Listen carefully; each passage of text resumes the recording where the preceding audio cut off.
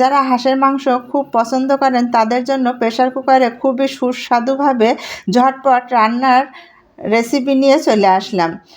প্রিয় দর্শক, আসসালামু আলাইকুম। যারা হাঁসের মাংস পছন্দ করেন তাদের জন্য আমার আজ এই ভিডিওটি। আশা করি সম্পূর্ণ ভিডিও দেখলে আপনাদের ভালো লাগবে, আর ভালো লাগলে প্লিজ চ্যানেলটি সাবস্ক্রাইব করে রাখবেন। তাহলে মূল রেসিপিটি চলে যায়। এখানে পাতি হাঁস আমি 2টি নিয়েছি, দেখতেই পারছেন, ছোট বড় পিস করে নিয়েছি। এখন রান্নায় চলে যাব। এখানে সয়াবিন তেল আর সরিষার তেল মিশিয়ে দিয়েছি 1/2 কাপের একটু বেশি।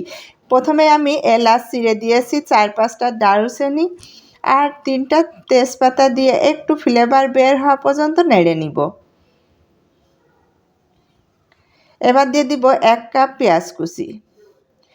পেঁয়াজগুলো একটু নরম হয়ে যাওয়ার জন্য স্বাদ মতো লবণ দিয়ে নিলাম। একটু ভাজা ভাজা করে নিব। এবার আদা রসুন পেস্ট আমি একসাথে করে রেখেছিলাম 4 টেবিল চামচ দিয়ে দিলাম। আদা রসুন খুব ভালোভাবে ভেজে নিব।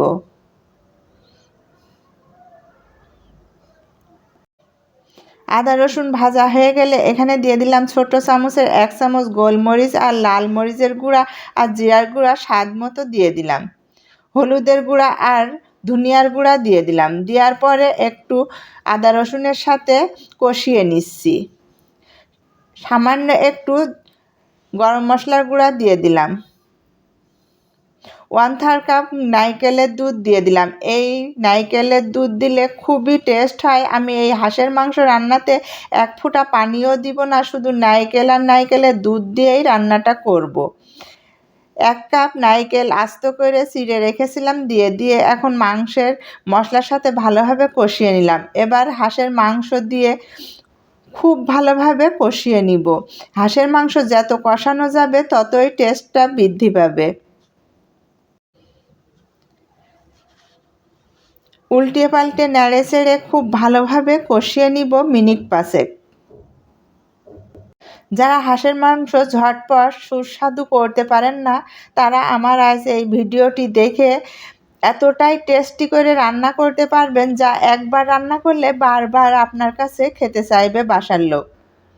মিনিট 5 কষিয়ে নেওয়ার পরে 2 কাপ মতো নারকেলের দুধ দিয়ে দিলাম। তারপরে আবারও মিনিট 5 ভাবে ঢেকে রান্না করে নিলাম।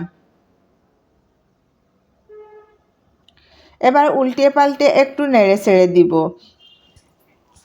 নেড়ে ছেড়ে দেওয়ার পরে ঢাকনা দিয়ে তেলটা যখন উপরে উঠে আসবে নাড়তে নাড়তে, তখন আমি এই মাংসটা এখন প্রেসার কুকারে দিয়ে দিব।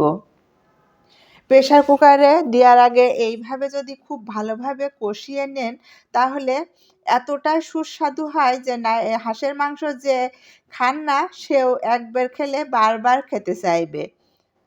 তবে দর্শক, আমার এই রেসিপিটি দেখে আপনারা অবশ্যই চ্যানেলটি সাবস্ক্রাইব করে রাখবেন।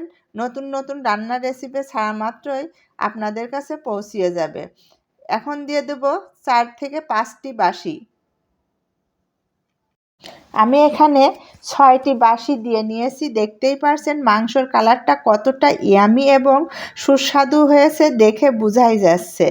আপনাদের কাছে অনুরোধ থাকবে একদিন এইভাবে বাসায় রান্না করে খেয়ে দেখবেন। তবে পরিবেশন করে নিলাম। সবাই ভালো থাকবেন, সুস্থ থাকবেন। অন্য কোনো ভিডিও নিয়ে আবারও আপনাদের সাথে শেয়ার করতে চলে আসব। সেই পর্যন্ত সবাই ভালো থাকবেন। আমার পরিবারের জন্য দোয়া করবেন। আল্লাহ হাফেজ।